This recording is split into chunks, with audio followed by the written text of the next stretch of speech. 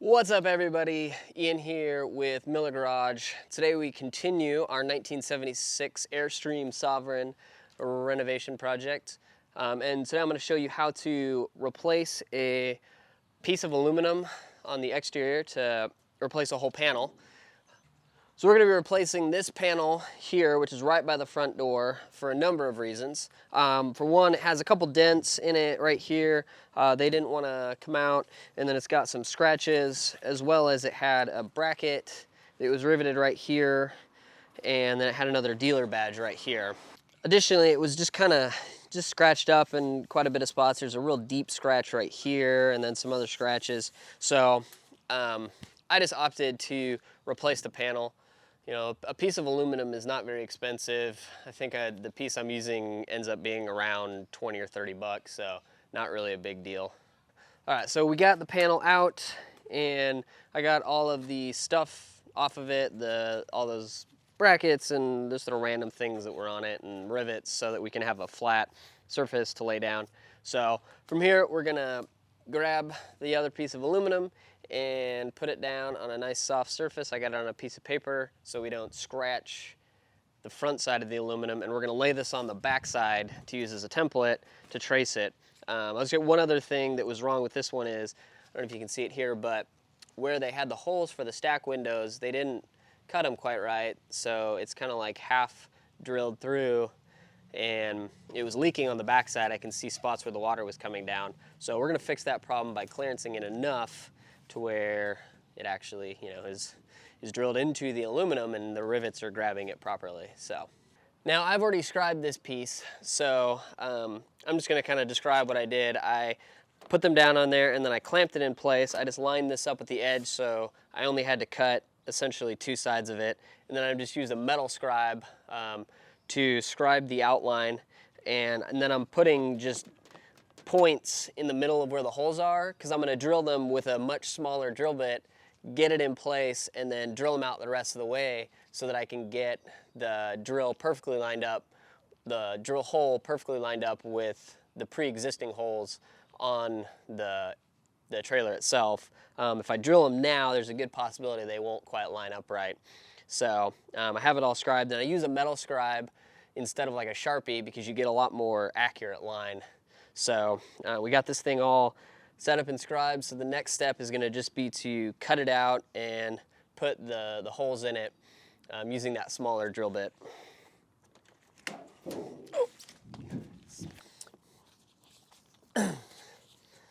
All right, we're ready to cut. So I'm going to be using these electric shears from Eastwood, and these do a phenomenal job of cutting the sheet metal. Whenever you're doing these panels, you want to be really sure to keep it straight so you don't move it up and down and potentially bend the edge there, because it can kind of, if you get it out of line, it'll kind of like tweak it a little bit. So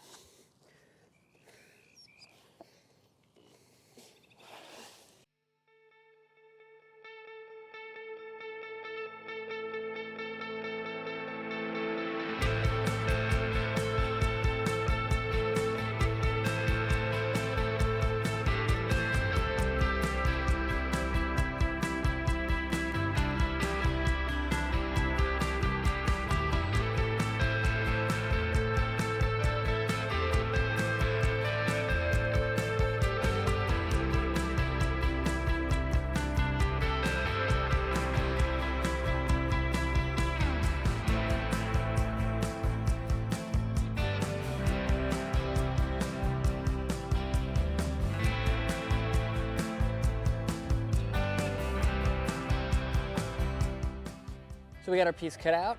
Now the next step is going to be to drill the holes for the rivet holes, as well as the badge holes there. So I'm gonna go grab the drill and we're gonna knock that out. All right, so we got a small drill bit, regular drill, and we're gonna put those pilot holes in.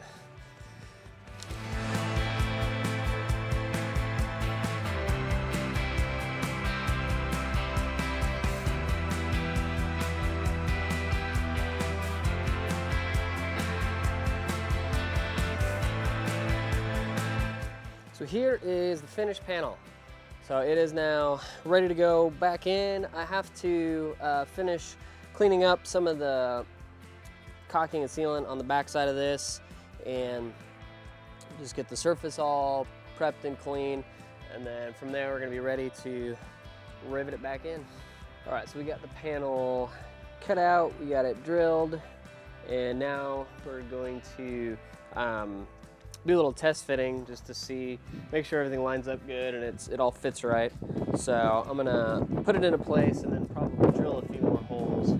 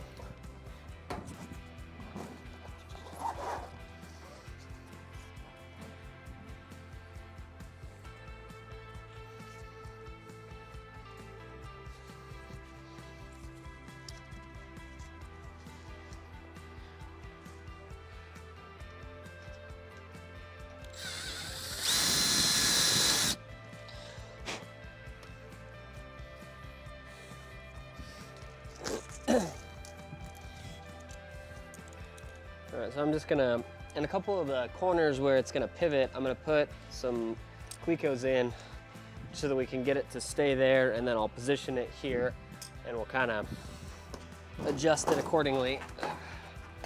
Stick it in there to that. So.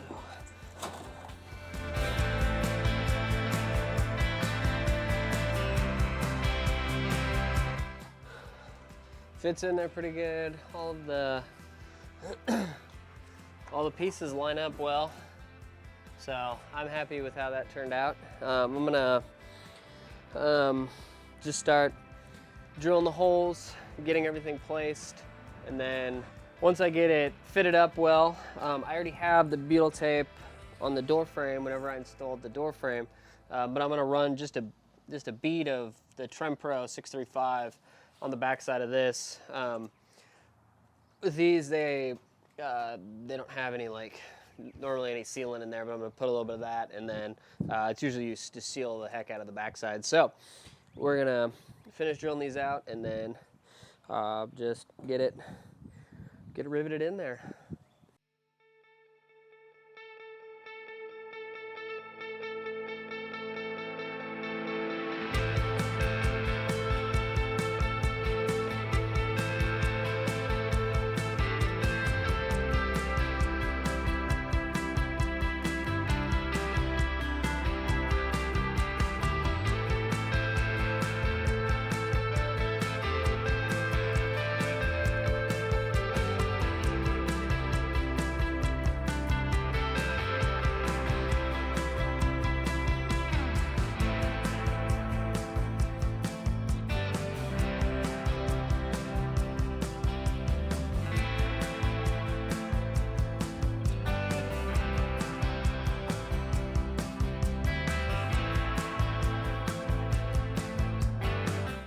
And it is in and it fits great, so that is exciting.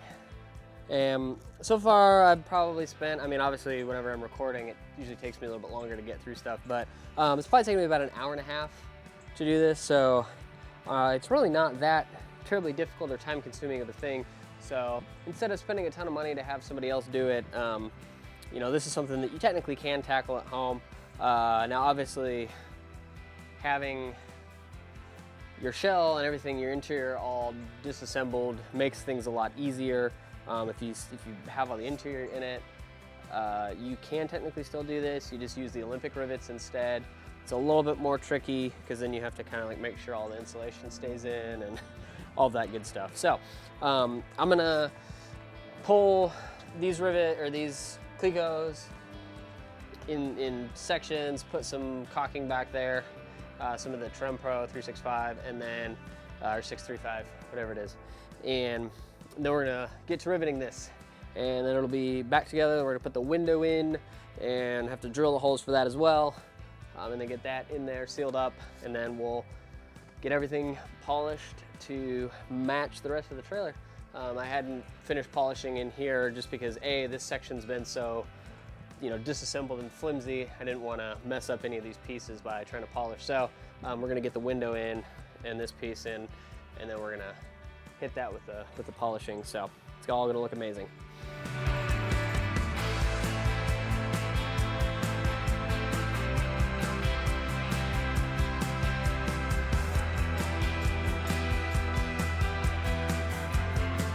With it all in there, I got the rivets placed along this line, and I'm gonna rivet these ones. All of these ones I can get by myself. Usually you need somebody on the back side, and we're buck riveting all these in. If you don't know how to do that, I have a video showing you the whole process of buck riveting, so we're not gonna get into that in depth right here.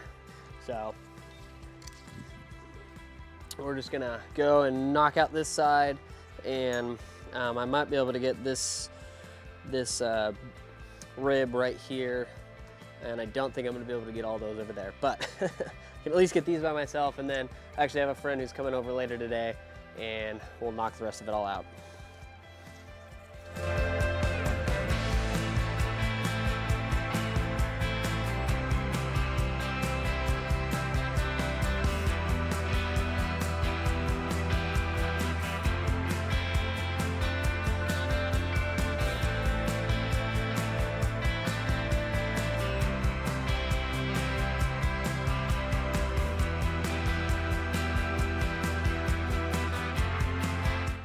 All right, so there's that. I'm gonna finish up riveting this all together. I got all the ones that I can do by myself, so we're gonna finish that up, and then I'm gonna polish it up, and then it'll be done.